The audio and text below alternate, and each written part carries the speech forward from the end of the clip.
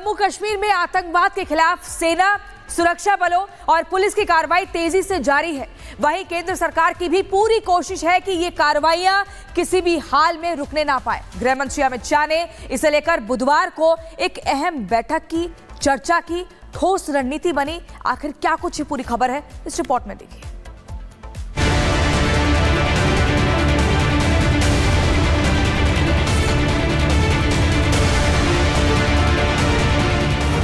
जम्मू कश्मीर की घाटी को आतंक मुक्त बनाने के लिए केंद्र की कोशिशें हर दिन जारी हैं।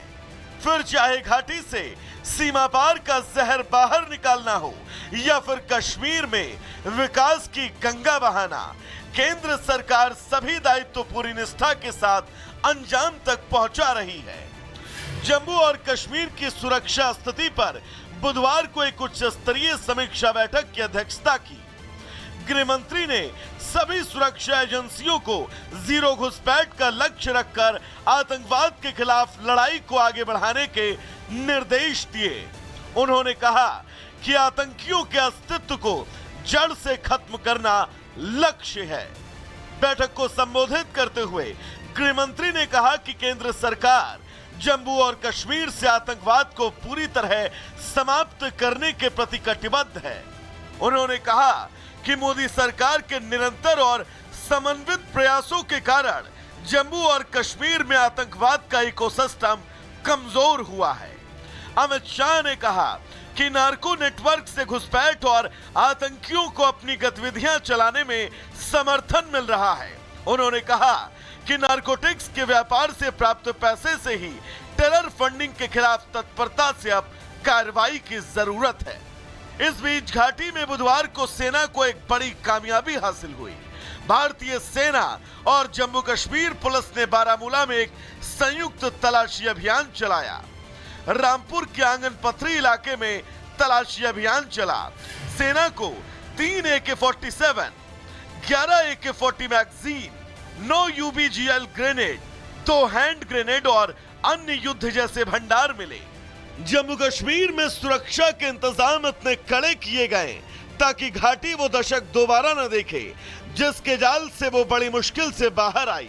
हालांकि सीमा पार से आज भी कोशिशें जारी हैं कि कश्मीर की घाटी शांति से सांस न ले पाए, लेकिन हिंद की सेना इस चाल को कभी कामयाब नहीं होने देगी। Bureau report, Republic. आपको बता देते हैं, जहां जम्मू पहुंचे हैं सीआरपीएफ के महानिदेशक अमित शाह की बैठक के सिर्फ एक दिन बाद जम्मू पहुंचे हैं और आतंक प्रभावित जिलों का दौरा करेंगे। सीआरपीएफ डीजी इसके लिए पहुंच चुके हैं जम्मू और यहां 2 दिवसीय दौरे पर रहने वाले हैं। आतंकवाद प्रभावित 5 जिलों का दौरा भी करने वाले हैं। गुरसिमरन हमारे सहयोगी हमारे साथ लाइव जुड़ चुके हैं। गुरसिमरन का रुख करेंगे। देखिए, सीआरपीएफ महानिदेशक पहुंचे हैं, 2 दिन का दौरा करेंगे। ऐसे में क्या पूरा मैप तैयार किया गया है, क्या खाका तैयार किया गया है ताकि घाटी को आतंक मुक्त बनाया जा सके? देखिए, खाका बिल्कुल साफ है कि पाकिस्तानी आतंकियों का अंत हो और घुसपैठ की कोशिशों को विफल किया जाए। केंद्रीय गृह मंत्री अमित शाह की तरफ से यही निर्देश कल की बैठक में दिए गए थे, जो 2 दिन तक बैठक चली थी। अब इसके बाद सीआरपीएफ के महानिदेशक जीपी सिंह इस वक्त जम्मू पहुंच चुके हैं। जम्मू से वो इस वक्त अब रवाना हुए हैं राजौरी और पुंछ के लिए। 2 जिलों का वो आज दौरा करेंगे। कठुआ, उधमपुर और जम्मू का दौरा उनका कल के लिए रखा गया है, यानी कि अपने इस 2 दिवसीय दौरे के दौरान वो कुल 5 जिलों में दौरे करेंगे जो कि आतंकग्रस्त जिले हैं। यहाँ पर पिछले 1-1.5 साल में आतंकी गतिविधियां हो चुकी हैं, जिसको लेकर सुरक्षा बल लगातार सजग हैं और सीआरपीएफ की तैनाती जम्मू कश्मीर में बढ़ाई गई है।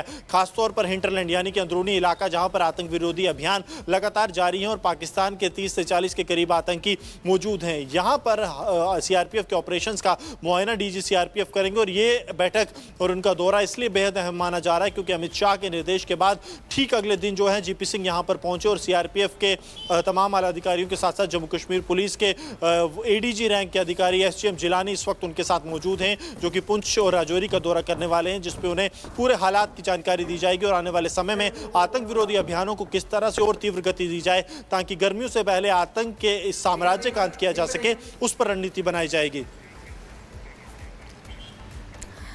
और इसी बीच अपने दर्शकों को बता दें, उत्तर प्रदेश में शहर शहर बदमाशों पर लगातार पुलिस का कहर टूटा है। आपको बता दें, बदमाश पुलिस की कार्रवाई से लगातार खौफ में है। पुलिस ने 4 शहरों में एनकाउंटर में बदमाशों को गिरफ्तार कर लिया है और जिन्होंने पुलिस पर फायरिंग की, जवाबी कार्रवाई में वो चलने के लायक भी नहीं बचे हैं।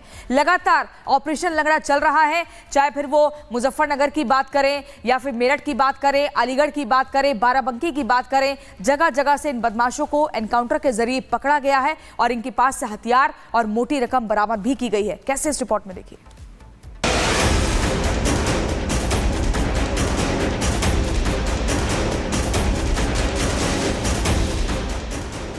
उत्तर प्रदेश की पुलिस बदमाशों पर काल बनकर टूट रही है और सीएम योगी के अपराध को लेकर जीरो टॉलरेंस की नीति को बखूबी अंजाम दे रही है। आज आप देखते होंगे उत्तर प्रदेश में कोई माफिया, जितने दुर्दांत माफिया थे, या तो जहन्नुम में चले गए या फिर प्रदेश छोड़ करके सदैव के लिए मुक्त हो चुके हैं।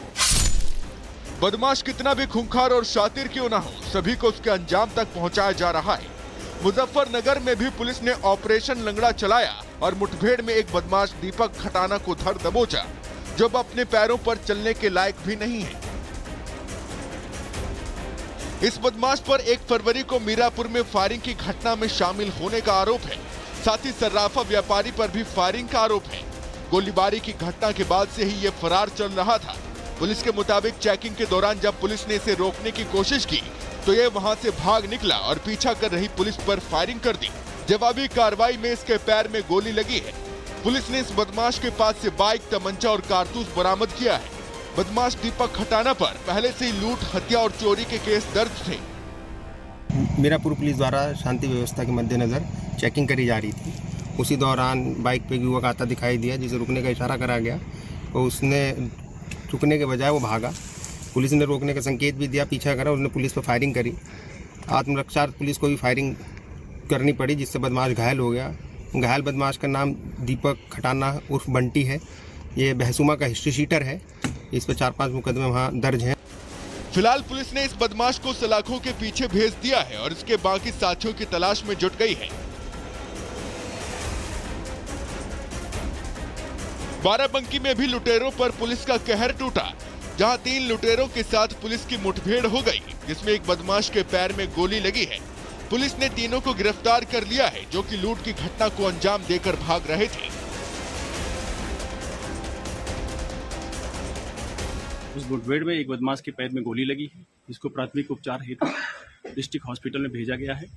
2 बदमाश और मौके से गिरफ्तार हुए हैं।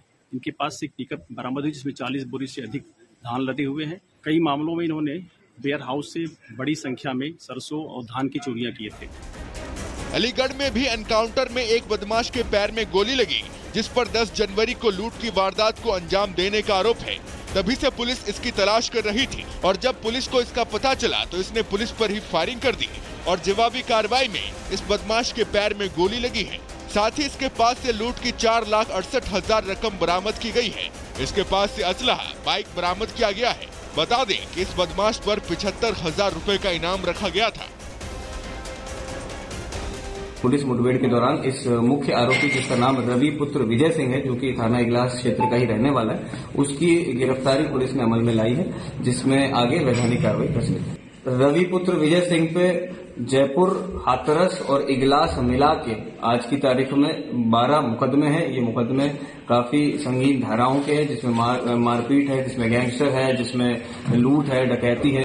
मेरठ में बच्ची से छेड़छाड़ करने वाला आरोपी अब लंगड़ा कर चल रहा है, क्योंकि पुलिस ने आरोपी ग्यासुद्दीन को मुठभेड़ में गिरफ्तार किया है। जब पुलिस इसे पकड़ने पहुंची तो इसने उल्टा पुलिस पर ही फायरिंग कर दी। जवाबी कार्रवाई में गोली लगने से ये बदमाश घायल हो गया। एक संदिग्ध व्यक्ति को जब चेक करने का प्रयास किया गया तो अचानक वो पुलिस को देख के भागने लगा। पुलिस पार्टी द्वारा उसका पीछा किया गया। अचानक उसने पुलिस पार्टी पे फायर कर दिया। पुलिस की जवाबी सेल्फ डिफेंस की फायरिंग में वो व्यक्ति घायल हुआ है। उसे प्राथमिक उपचार के लिए अस्पताल भेज दिया गया है। इसके पास से तमंचा, कुछ कारतूस वगैरह बरामद हुआ है और इसके ऊपर चोरी सहित अन्य कुछ अभियोगों के बारे में पता चला है। जो विधिक कार्यवाही है वो थाना खरखौदा के द्वारा निष्पादित की जा रही है। यूपी में एनकाउंटर ताबड़